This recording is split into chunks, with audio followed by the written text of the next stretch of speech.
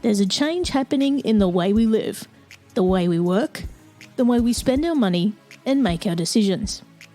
We are evolving to be more conscious in our actions in a way that serves the world and makes it a better place. Welcome to the Ethical Evolution. The Ethical Evolution podcast is brought to you by Ethical Change Agency.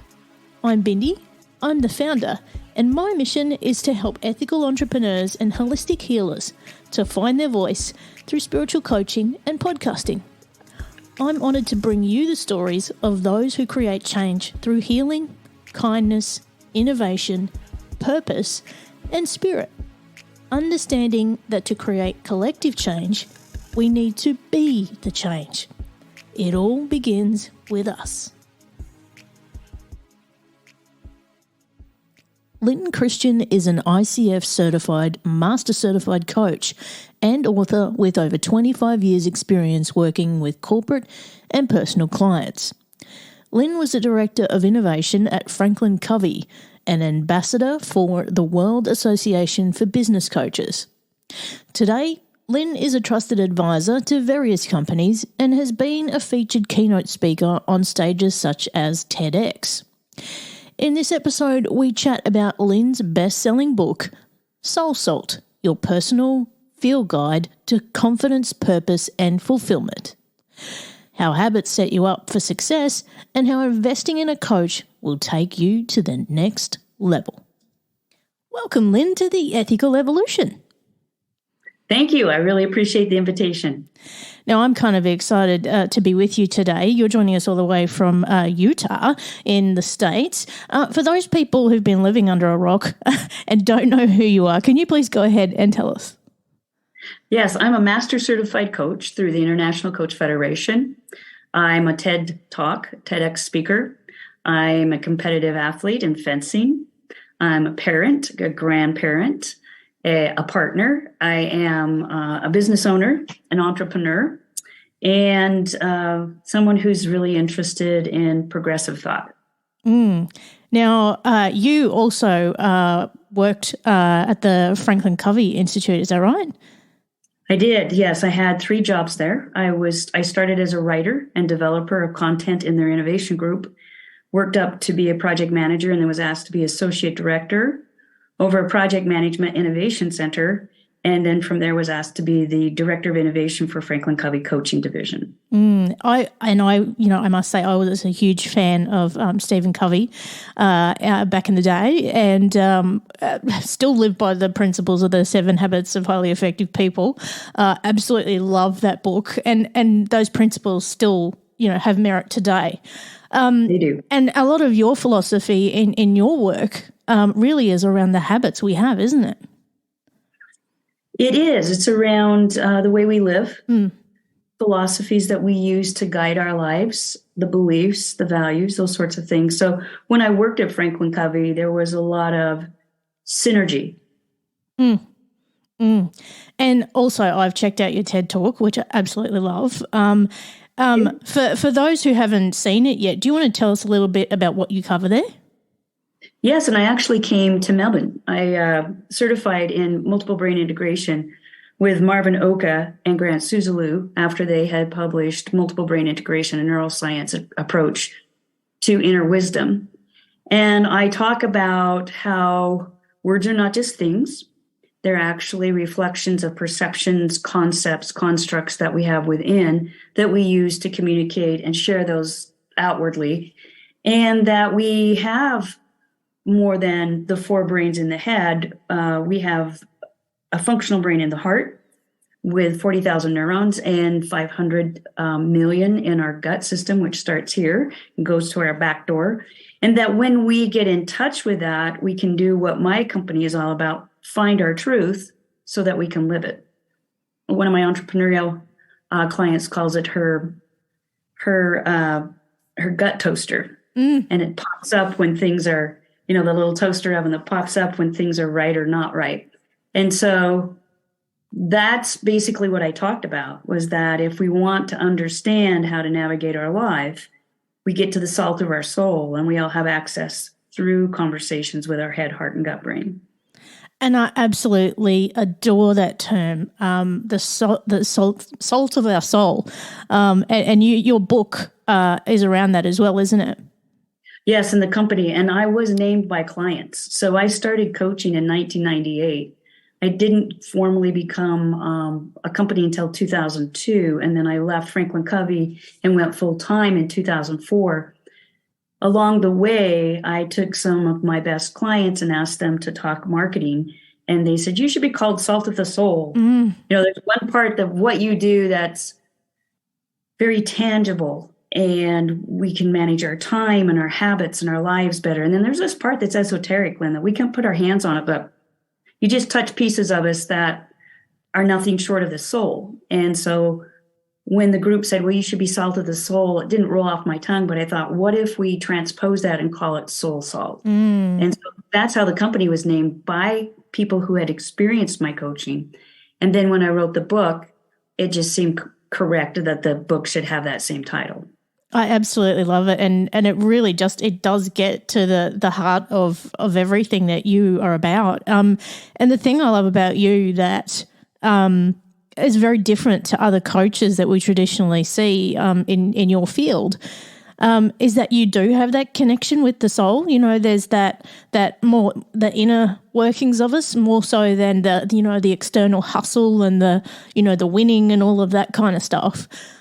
Which I think, a lot of our success comes from our inner wisdom and our inner health rather than anything external. Would you agree? I absolutely agree. Yes. And so I actually want to talk to you about intuition as well, because this is a big part of this too, right? So when we talk to leaders, whatever their field is, even entrepreneurs nowadays, I don't actually like the word entrepreneur. Can I just say that? It's not one of my favorite words. It can mean so many things to so many people, and it's up to perspective. But let's say you're a leader in your field, whatever you do. Intuition plays such an important part. And again, it comes back to that inner knowing in your decision making. Can you give us some examples of how you help leaders actually find that? If they want to find it. If they don't want to find it, then I use it on their behalf, where I'll pick up things and know just the right question to ask, or maybe the correct analogy or metaphor, and say, may I share this? And I'll share it. Did you get anything from that? And then they give me the feedback. So sometimes I can work with someone and I use their ability to listen to the heart and the head and the gut, and we'll go through a formal series of questions that activate the heart brain and the gut brain and the head brain. And I'll have them track where their answers are coming from so that they can see their head's online, the prefrontal cortex is firing, it's talking to the neurons in the heart, we're getting verification from the gut. And they go back and forth and they can feel their answers as much as hear them. And so the somatic experience and that visceral experience of hearing what their truth is makes quite a profound shift in how they can now function with more confidence and decisiveness. So they don't necessarily even have to believe in it for me to be able to activate it in them so they can use it, because it's present in all of us. And if they have a hard time talking in those terms, that's fine. We don't have to go with those terms. We don't have to disrupt the ecosystem within them to have them access their inner wisdom. Yeah, and I know for me, in the work that I do, I would be completely lost without my intuition. That's how half of the things I create come about. Because exactly. Like if you're in that flow and you're in that energy of without that resistance, and it's just organically coming to life for you, that's when your intuition's on that sweet spot and that you're exactly where you're meant to be. I agree. Yeah. Yes. Now, for those people who want to actually get in touch with you and learn about your coaching, Lyn, where can they go? Soulsalt.com is the best place for all things. I have my blog there. We have our online courses there. You can connect with the book there.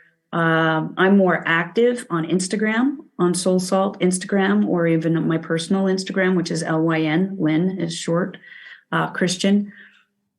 I think that's the hub for most of it. We have boot camps, we have master classes. That is the hub. Now, you were mentioning earlier that you're also an athlete, and you've picked a very strategic sport, fencing of all things, and I find that fascinating, absolutely fascinating. How did you get into fencing? Well, if you get into my book, you see a chapter called Possibilities and having a possibility practice, and I've had one for a very long time.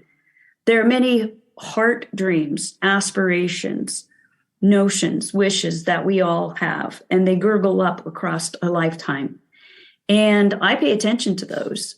And so at one point in time, I ran into a fencing foil that my cousin had. He was in a play, Pirates of Penzance. And I said, what is this? This is a weapon. This is not a toy. This is not a prop. And he says, oh, yeah, this sport is sword fighting, and it's in the Olympics. And I watched it, and I was like, I want to do that someday. So I went to college, and there was a class, and I took it, and then I was ready to graduate. And it was like, okay, not time for me to take fencing on seriously. I had a family. I've raised a family. I've gone through a career and many changes. But somewhere in my 50s, I ran into Jim Jones, which is a world-renowned gym, and they had sponsored me in their gym because I had been their coach. They wanted to coach me. And they showed me how strong I was and how much endurance I could build. And so I started triathlons. And after a while, after several years, and I took on triathlons because I almost drowned as a child. So I want to face that fear. Finally, I was like, I'm turning 50. I don't know how to swim. I need to come out of the closet about that and talk about that. So my kids didn't even know. And so I learned how to swim and compete. But after several years, I realized I hate the swim. I hate being in open water, competing that way. I love the competition. I love what it's doing for my physical fitness, but it was also wearing down my body. You can only pound for so long. And I was losing agility, coordination, balance. And so I decided this is the time to pull out that weapon out of the closet and learn to fence so I can regain some nimbleness, some agility, some coordination, and keep my brain sharp, because you're playing a combat sport with another person who wants to take you out. And you are playing chess with weapons. So it is very strategic. I tend to have a very strategic mind. And I picked some very good strategic coaches to guide me. And it's just fun. It's fun to keep the wellness and the fitness going and the sharpness going. And I feel like when I finally let myself be a fencer, I recognized how much of who I really am gets to be portrayed through that sport. And you've been doing that for a few years now, haven't you? I have, yeah. Yeah. Since at least 2019, I think, was my first national event that I went to. I was not really prepared for it, but I went to it anyway. I was such a novice. Oh, well, we've got to start somewhere, don't we? Yes. And what's your goal? Do you actually want to get to an Olympic level with this, or where you want to go? I want to get to a mastery level. So it takes about 10 years. The learning curve is pretty steep in a fencing in that particular sport. There's so much technique and nuance. And so my goal, I've gotten close. I've reached 10th in my age group of the nation at one point. I'm 15th, 40 to 70 now. As of last weekend, I went to another national event. I want to be able to be good enough to be invited on the veteran team of my age group and go to the world and compete on the world team. And last year, the USA team just rocked it in Croatia. Absolutely rocked it, individually and collectively. So we have a very good veteran team. In fact, the Vet 60s, which is my division, is really considered in the veteran fencing world and women's épée one of the most competitive groups of athletes. That's incredible. Well, I look forward to seeing you on Team USA in the near future. Oh, thank you. And, it makes me curious to think, with your illustrious career and all the strategic coaching you've done, is there any learnings that from that you can apply to fencing? Oh, absolutely. After January, after I was ranked 10th, my coach and I had a serious discussion. I won that ranking, and I got an E rating. This last weekend I moved up to a D. It's like in martial arts where you go up a color in the belts. We sat down and got serious about how I won, and I won because I had 2 really good attacks.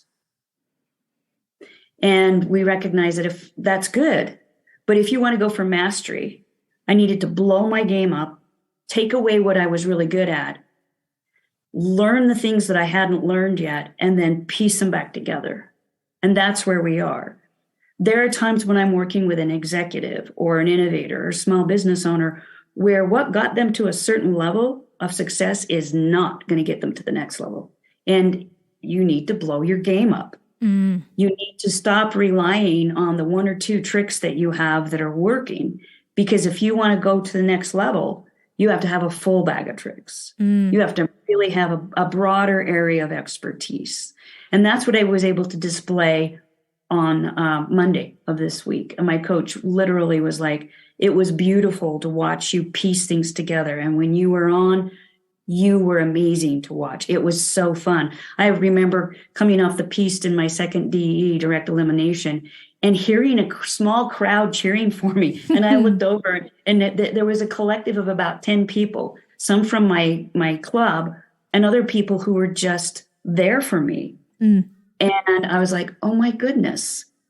And they were pleased with what they saw. And I was like, I know I was pleased with what happened, but I was like, oh, they get it.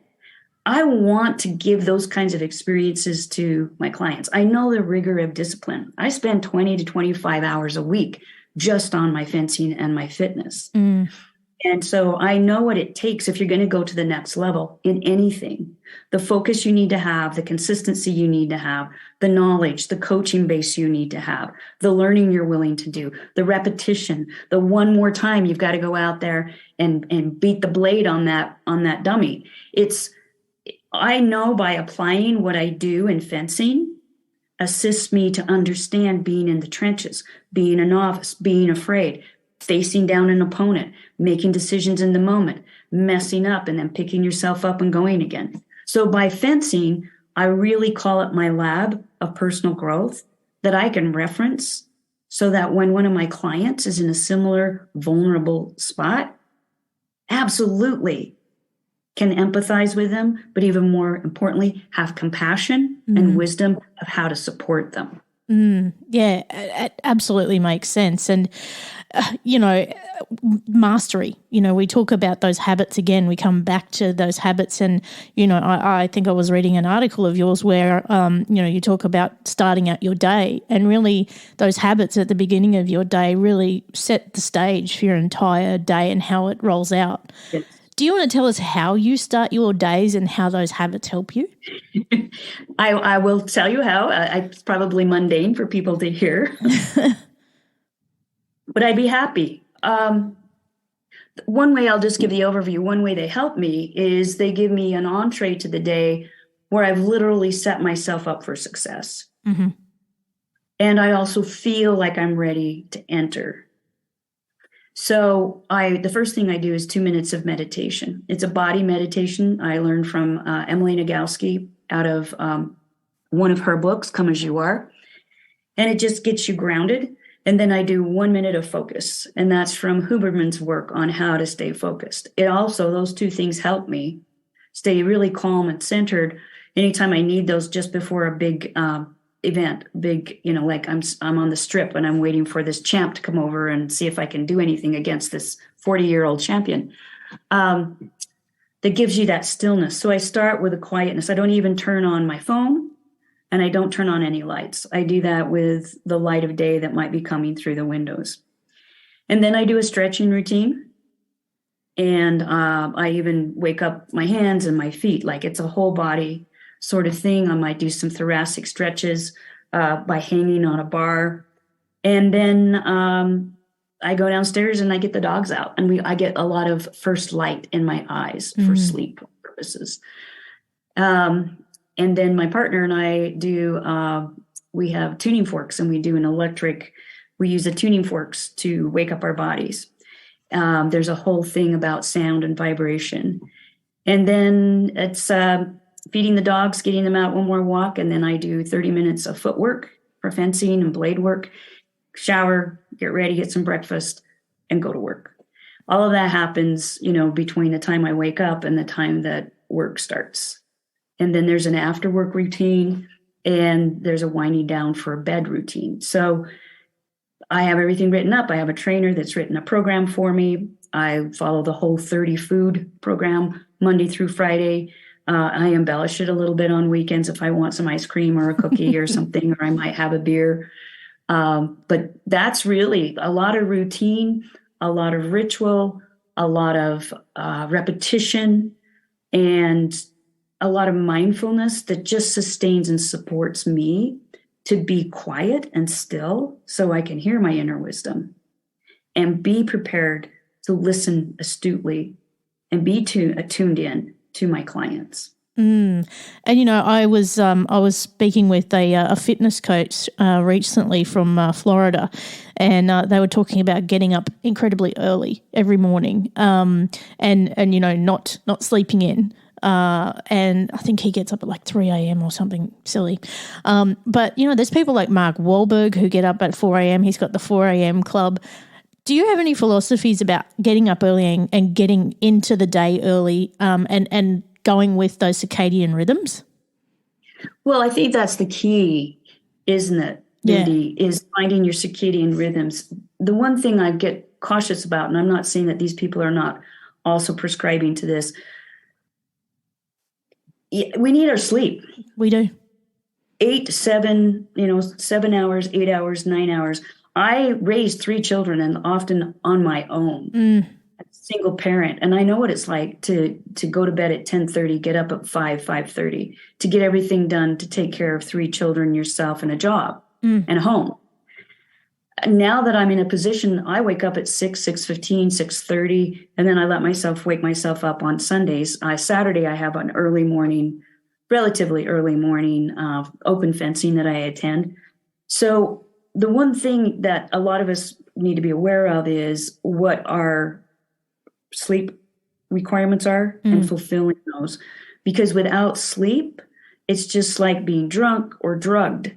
And we are not able to be at our prime or our peak performance when we're tired. Yeah, and that does so much to our brain, doesn't it? And our decision making and our coordination, and like you say, it's like being drunk. So sleep is important. It's also part of that self-care. And if you can get into that rhythm of finding your own circadian rhythm, and I know you mentioned earlier about getting out in the sun and first thing in the morning, that can do so much for your sleep too, can't it?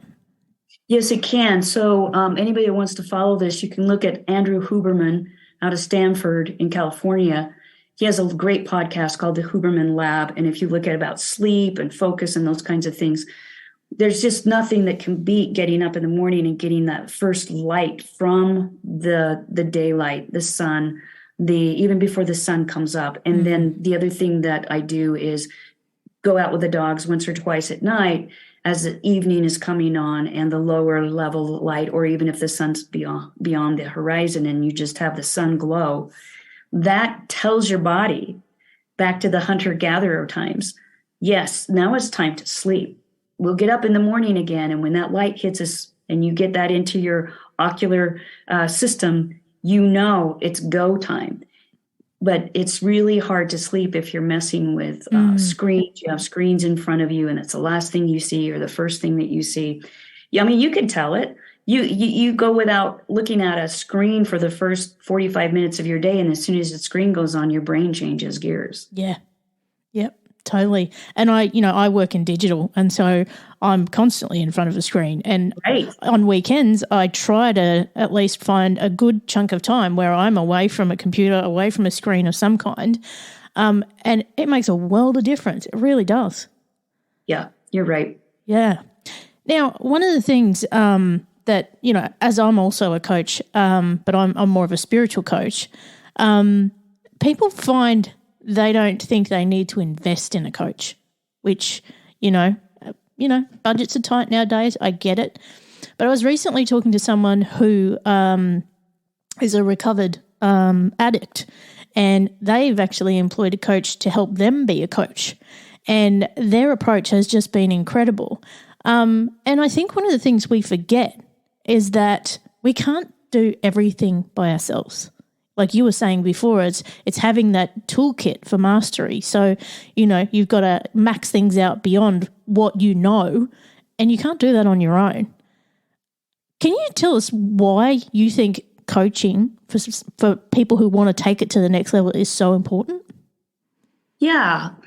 It's neuroscience that's proven this. I'll come from two different angles. The first one I'll put a pin in. Our brain, the mammal brain that we have, is so big. The other mammal that comes close to it is the bottlenose dolphin. But we have like 50 times more power in our brain and more space for functionality. So we'll put a pin in that and come back to that. The second reason that coaching works is neuroscience has now proven that there are neurons in our head, heart, and gut brains that will not fire and wire together and give us new connections for new possibilities and new potential without somebody on the outside facilitating our conversations with ourselves. So if you go on your own, you'll go so far. Yeah. You can self-teach so far. If you want the edge, you've got to have a coach or somebody who's a good facilitator or mentor or guide on the outside that's not giving you all the answers, but teaching you to think beyond your frame of reference and to nudge you and to inspire you and to get those neurons simply to fire so you have those new networks for new possibilities. I know this. I've had to learn fencing, and there are some moves that are so technical and when to do them that I'm going to fail more than I'm going to succeed. But having a coach who can help me give me this word and then this move and then this nuance and then turn it this way and then another coach who sees it from another direction, eventually I can hone it in. Without that outside feedback, I would be 10 times longer. So there's that. And I'll go back to the first one. We found out that our brains are so big and they've evolved to this, not because we can be great thinkers, but so that we can be great connectors. Mm. And sometimes we need somebody else believing in us, seeing our capacity and mirroring it back. Sometimes we don't know what's possible for us until we see someone encouraging us and we do it. And then through their feedback, they can mirror to us what that looked like, or we can see it. Sometimes we just don't know who we are till we see what we do. And when we have somebody to mirror back what their perspective was, it's far better than if we just stand on our own. Had I not had my coach tell me how spectacular it looked to see me getting 15th against 40-year-olds, I wouldn't have seen through his eyes that there were some of my touches that were so precise they felt textbook. Even one of my peers said, I hope you go back and watch that video. It was beautiful. Well, I can feel it on the piece, on the strip, but I don't know how good beautiful is until I get some outside feedback that says, yeah, it's as good as it felt. And if you have a coach who's well-versed in whatever it is you're trying to get to, they know how to get you there. They can give you that feedback and you can build your trust in yourself and your skills so much faster. I think some of my clients would get to the same conclusions that they're getting to, but it might take them 18 months longer. Mm-hmm. And some of them don't have 6 to 18 months to wait. Yeah, I completely agree. And, I think having that feedback from someone who has already reached that level of mastery right. really gives us that motivation to continue to grow and stretch and go further. I agree. Yeah. Yeah. Now, you also mentioned just before, as part of your routines, you use tuning forks and vibration and sound. I actually spent 2 years going through sound healing, which absolutely transformed my life. How did you find tuning forks to change your daily habits? Yes. So my partner is a physical therapist, and she's always looking for new healing modalities. And she found Lyn Christian. We ran into somebody. We did a joint trip to Ireland. Mm-hmm. And there was a local guide there that took us through the Barren. And she was offering those. So we purchased one of those, a tuning fork session for each of us while we were there. It was magical. And then Susan and I went to Vermont, and Susan got trained on it. And one of the things we started to notice is how much our body is like a battery. There's so much electrical current. And so it tunes us into a frequency every morning. It's like a meditation. We put on music, we go for 5 minutes, we do it in the same room within 5 feet of one another. And there is an aliveness and a vibrancy that it brings in that I really do have a strong, I can verify it works. Yeah. Absolutely. And also my healer was trained by Eileen as well. So, yes. Gosh, what a small world it is. Right. Now, Lyn, I've got the last big question for you.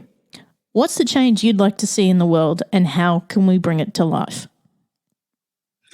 The change I would love to see is I would love to see the women of the world rise up in their power with dignity and grace and compassion and wisdom and strength. And when they do that and stand side by side by men who have been tempered to be able to eloquently and masterfully accept the power of the feminine, I think that's when we see the masses start to unite and the transformations that a lot of us are seeking happen. It first has to come through that female rising, which I believe is happening. Yeah, I couldn't agree more. And women are such powerful beings if they're given the space to grow. And yeah, I completely agree with you on that one. Listen, Lyn, you have been an absolute ray of light. Thank you so much for being a part of the Ethical Evolution. Bindi, thank you for the honor of being here with you. Thanks for listening to the Ethical Evolution podcast. If you're ready to be the change and would love to work with me on finding your voice through spiritual coaching or creating your own podcast with impact, visit ethicalchangeagency.com.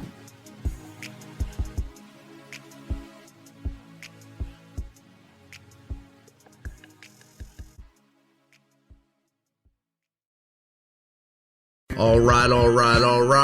Welcome. Hosted by yours truly, Rich LaMonica. We invite experts from many fields, from authors to entrepreneurs, to share their journeys with the Misfit Nation, and a space for fellow veterans to share their stories through our Warrior Wednesday initiative. The show is born from veterans, but has evolved into a living, breathing place to showcase leadership, mindset, motivation, loyalty, and above all, family. Join us to enjoy great chats and possibly become a guest. Electricast. Misfit Nation. Welcome to Entrepreneurs Exposed, where we dive into the stories of visionary entrepreneurs revolutionizing the workforce. Our ongoing mission is to showcase founders and creators doing amazing things in business and beyond. If you're a founder, CEO, tech enthusiast, or someone generally interested in startup land, join me, Adam Levinter, as I dive into what makes an entrepreneur an entrepreneur. Find us wherever you get your podcasts. Electricast. Electricast.